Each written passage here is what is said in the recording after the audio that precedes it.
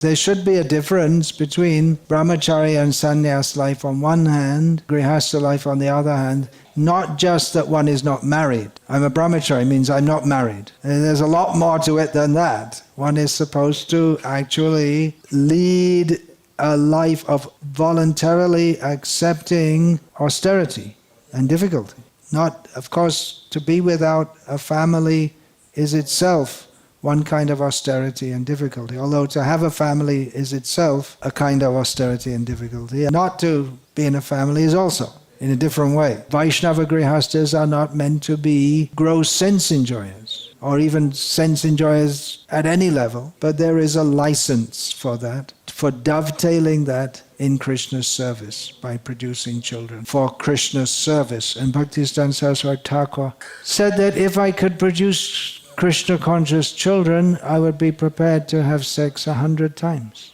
prepared to have 100 children.